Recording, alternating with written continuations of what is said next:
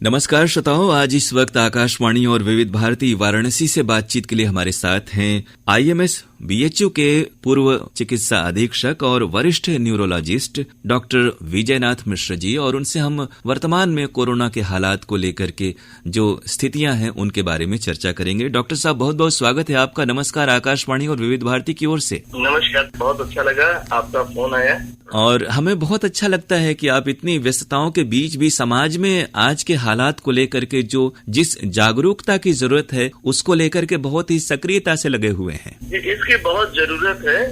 समाज के अंदर कई तरीके के इंफॉर्मेशन जो आजकल सोशल मीडिया, टीवी और समाचार पत्र, तो जो एक आम नागरिक है उसको एक जो इंफॉर्मेशन कॉन्क्रीट मिलनी चाहिए, वो कई तरीके से इंफॉर्मेशन से वो कंफ्यूज हो जा रहा है जी, और नेगेटिविटी बहुत फैल रही। तो एक हम लोगों ने विचार किया कि देखिए, सबसे क्रिस्प इंफॉर्मेशन सबको दी जाए जी कि कोरोना काल है, जैसे हमारे प्रधानमंत्री जी ने कहा है, कोरोना काल को केवल कोरोना के डर से ही नहीं बिताना है, अपने अंदर एक अलग तरह की पॉजिटिविटी भी लानी है, एक अल्टरनेटिव व्यवस्था भी अपने अंदर करनी है। केवल अगर हम कोरोना से डरते रहे तो ये बहुत गलत है। इसी कारण से मैंने ये विचार किया कि हर लगभग दूसरे दिन या तीसरे दिन लोगों को पॉजिटिविटी की तरफ ले जाया जाए, लोगों को ये बताया जाए भाई कोरोना का मतलब केवल मृत्यु नहीं है। कोरोना एक संदेश ये भी दे रहा है कि देखिए, सोशल डिस्टेंसिंग या फिजिकल डिस्टेंसिंग एक बहुत बड़ा फैक्टर है। लोग इसको अगर मानना शुरू करें, तीन चीजें बात करते हैं हम लोग जी। एक तो सोशल या फिजिकल डिस्टेंसिंग, दूसरा मास्क पहनना, और तीसरा अपने आप का हाइजीन का ध्यान देना, हाथ धोना, सैनिटाइजर लगाना जी और साबुन से हाथ धोना। तो ये जो कोरोना का जो संक्रमण का फैलाव है, इससे तो ये रुकेगा ही। लोगों में जो जागरूकता आएगी कि भाई ये रोग है, इससे इस तरीके से बचा जा सकता है। जी जी। और इस वक्त अभी लॉकडाउन जैसे जो स्थितियां थी, पहले तो बिल्कुल ही बंद था, लेकिन अब बहुत कुछ लोग कामकाज के लिए भी बाहर निकल रहे हैं। तो ऐसे में खासतौर से अगर एक एक करके हम लोग चर्चा करें तो बाहर आदमी जाएगा तो सोशल डिस्टेंसिंग का खरीद बिक्री, कार्यालय, दुकान, इन जगहों पे किस एहतियात का किस तरह से अनुपालन किया जाए इसका? देखिए, एक सरकार ने एक बात कही कि 6 फीट की दूरी। अभी ये चीज जो लोगों के मन में पहले तो बैठना चाहिए कि जो सरकार कह रही है वो सीरियसली कह रही है और सबको मानना चाहिए। जी जी।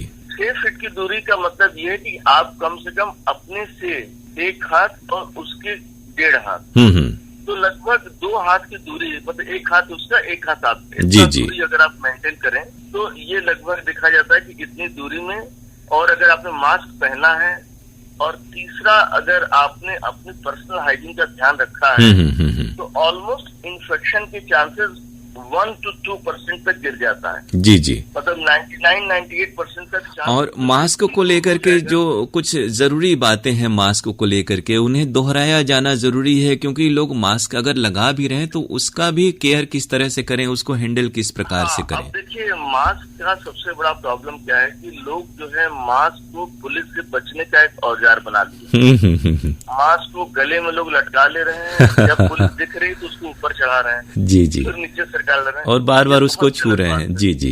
ये बहुत गलत बात है। लेकिन मास्क का ये है कि आप मास्क लगाइए, नाक और मुंह आपका ढका रहे। जब मास्क आप लगाइए तो उसको साइड से पहनते हैं जो पहन लीजिए जी। फिर आप उसको बार बार अगर उसका सामने का छुएंगे तो वायरस अगर कहीं से भी अटैच होगा तो मास्क के फ्रंट पर ही तो अटैच होगा। जी जी। फिर वो आपके हाथ में आएगा, फिर उसी के जरिए फिर कहीं से नाक मुंह आपने छुआ वहां चला जाएगा। तो मास्क को टच मत करें, बस उसको नाक और मुंह में पहने रहें। वो कोई आपको डिस्टर्ब नहीं कर रहा है, ना बोली में डिस्टर्ब कर रहा है, ना सांस में डिस्टर्ब कर रहा है। जब आप लौट के घर आए तो उसको जो है एक निश्चित जगह पर वहाँ उसको टांग दें। जी।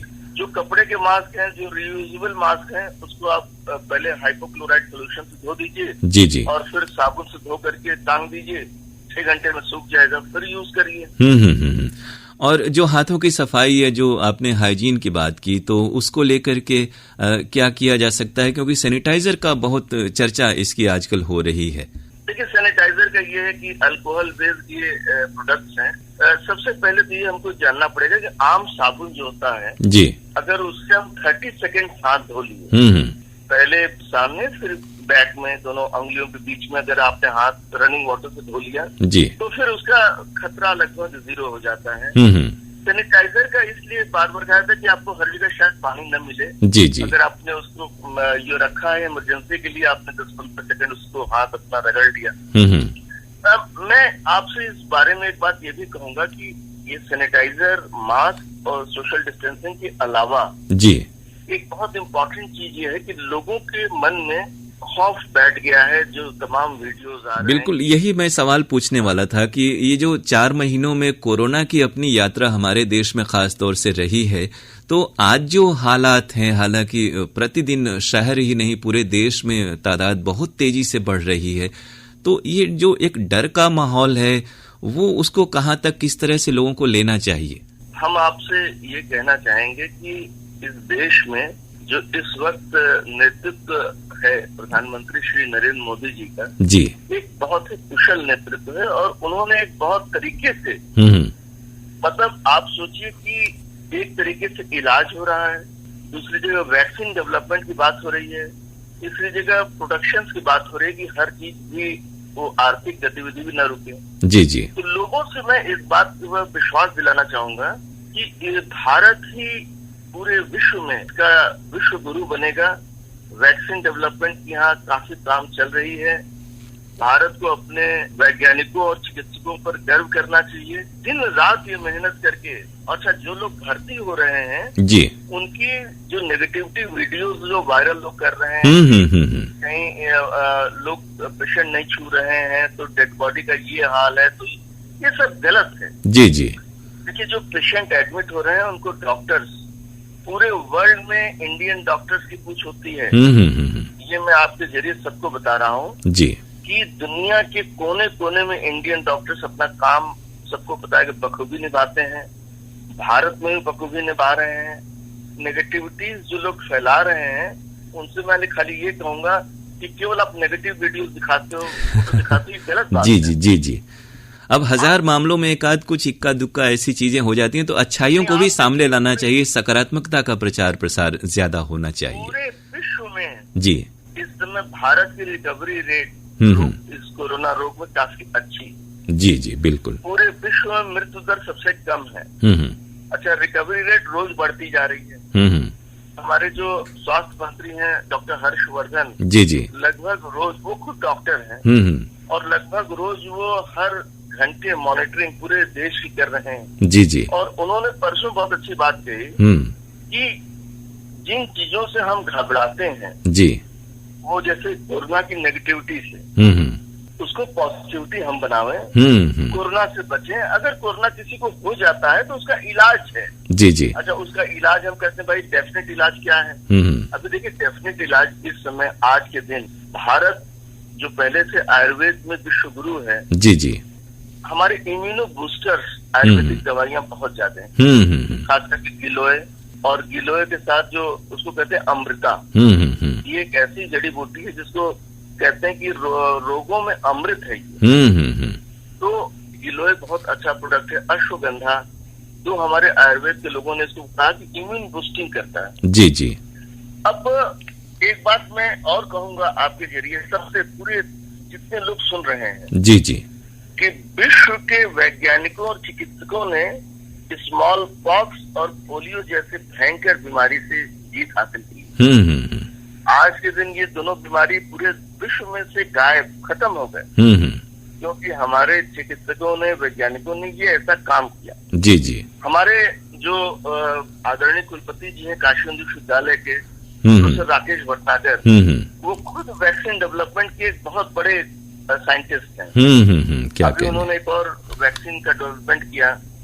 उम्मीद यही कि इन तमाम ऐसे साइंटिस्टों के कार्य से ही देश में, विश्व में पहली बार कोरोना का वैक्सीन भी निकलेगा, ये मुझे पूरा विश्वास। बिल्कुल। और आप बनारस की एक बड़ी समृद्ध परंपरा से जुड़े हुए हैं, काशी से गहरा लगाव है, गलियों और नदी तट घाटों से। तो बनारस में जो एक जज्बा होता है, बनारसीपन होता है, और खासतौर से किसी भी परिस्थिति से लड़ने की जो क्षमता होती है, वो किस तरह से आपने महसूस की, किस शिद्दत से उस बात को श्रोताओं को कहना चाहेंगे? देखिए, बनारसीपन जो होता है वो कूट कूट के हर बनारसी में भरा है। भले वो गंगा घाट पर जाए या न जाए, जी जी, भले वो गंगा जी में नहाए या ना नहाए, लेकिन उसके दिल में एक ये गर्व रहता है कि हम बनारस के हैं और मेरे पास 7 किलोमीटर लंबा घर का दरवाजा है बनारस के घाट। जी जी।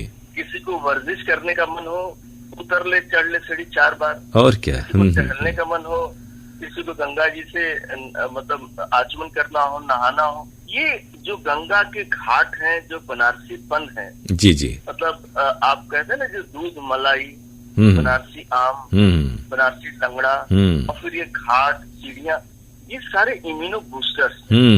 देखिए पूरे विश्व में किसी शहर में ऐसा इम्यूनो बूस्टिंग सिस्टम कहीं नहीं होगा कि जहाँ वर्जिश के नाम पर आपको किसी जिम में नहीं जाना है, केवल घाटों पर चहल रही है। बहुत नैसर्गिक और प्रकृति प्रदत्त ये चीजें हैं जो सहजता से उपलब्ध है। देखिए 7 किलोमीटर लंबा इसका घर का दरवाजा होगा, हमारा है बनारस का, और क्या, उस पर रेत है, आप अगर इधर थक जाओ तो उधर, अगर आपने सोशल डिस्टेंसिंग करना उधर टहल लीजिए।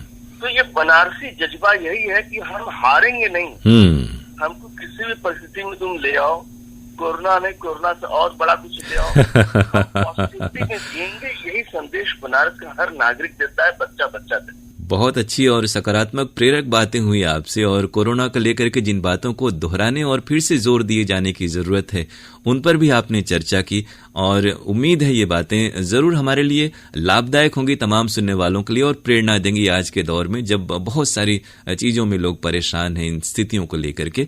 आपका हम बहुत बहुत शुक्रिया और आभार प्रकट कर रहे हैं डॉक्टर विजयनाथ मिश्र जी, आकाशवाणी और विविध भारती वाराणसी की ओर से नमस्कार। बहुत बहुत धन्यवाद।